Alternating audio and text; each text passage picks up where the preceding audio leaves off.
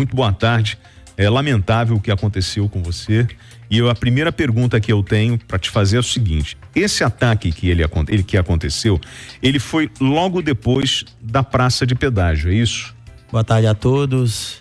Exatamente, William. O ataque, ele foi aproximadamente 300, 400 metros após a praça de pedágio. Então vinham dois ônibus com a torcida.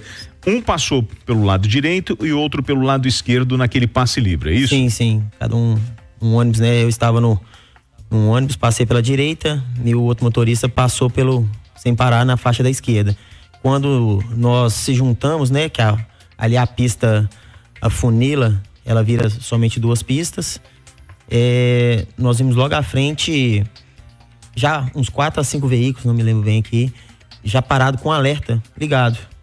E o outro motorista do outro ônibus, ele buzinou para mim, e quando eu olhei mais adiante, eu vi uma multidão de pessoas, e não tinha para onde a gente recorrer em passagem, né? O que fizemos foi parar o veículo, e quando a gente parou o veículo, já iniciaram os disparos de foguetes, muitos foguetes, né? E vieram em direção a nós, o ônibus. Eu era o primeiro... Você é o que está no ônibus que a gente está mostrando na live. Do lado da passarela é aquele ônibus que parou e está sendo atingido pelos rojões, é isso? Sim, eu era o primeiro ônibus. O que você fez nesse momento? Nesse momento ali, eu não sabia o que fazer, né? O que eu fiz foi me abaixar, né? Me abaixei o máximo que eu pude ao volante. Eles estavam com barra de ferro, quebrando o para-brisa, as janelas do lado do motorista, e eu tinha um receio de que eu tomasse alguma dessas barras de ferro viessem acertar a mim. Então eu foi me abaixar o máximo que eu pude ao volante, e quando eu olhei pro lado, eu vi uma pessoa, ele tava com o rosto tampado, só tinha os olhos, já tava com uma blusa na cabeça, ele jogou uma bomba, garrafão, na lateral ali, minha. E quando eu vi aquela bomba, o meu impulso foi correr. Eu já desci do ônibus rapidamente das escadas e corri, e já levantava os braços, né? Que eles vinham em direção a mim. Eu levantei o braço falando que eu era motorista. Eles falaram, não, então sai já, não quer nada com você. E eu corria, chegava mais outro, eu falei, eu era motorista, sou motorista, e fui me afastando de tal situação. Fui correndo pra longe. E quando eu já desci do primeiro ônibus, o segundo ônibus, quando eu passei por ele já estava em chama já. Deixa eu te fazer uma pergunta. Você chegou a ouvir nesse trajeto, voltando de viagem, a torcida preocupada ou falando sobre a possibilidade? Eles estavam esperando algum tipo de ataque? Como foi esse momento antes, né, de chegar ao estado de São Paulo? A gente tinha seguido, né, para Curitiba. Tinha sido uma viagem tranquila, né, de ida. Teve o jogo, retorno após a partida, né? Viemos, a gente sempre ficava apreensivo em viagem, passar pelo estado de São Paulo, né? Porque a gente sabia, né? Tinha ocorrido um fato no passado e não sabia o que poderia acontecer.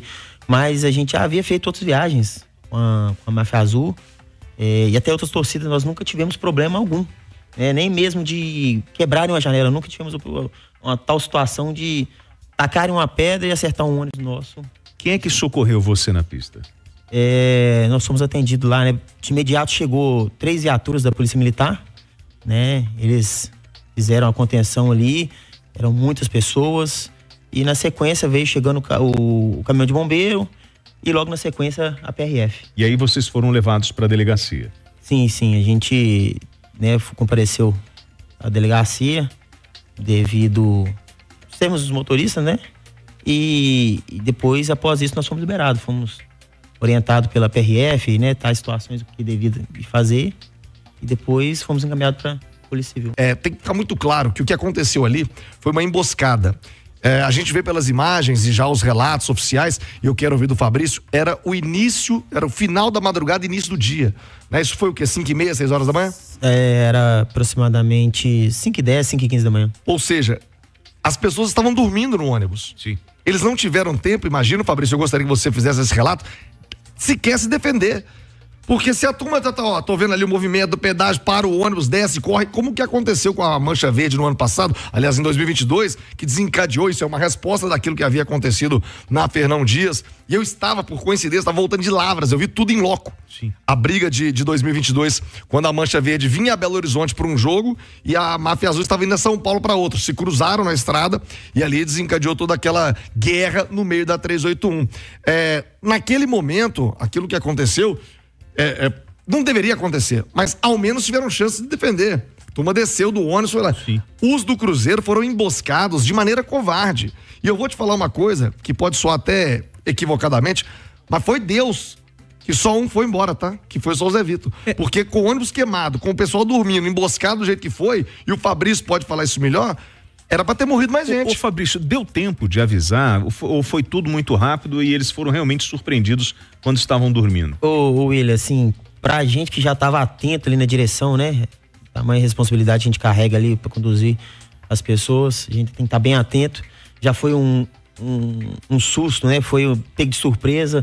Pra eles também foram todos pegos bem de surpresa, entendeu? Acordaram quando viu a gente parar o ônibus, né? E não tinha mais o que fazer.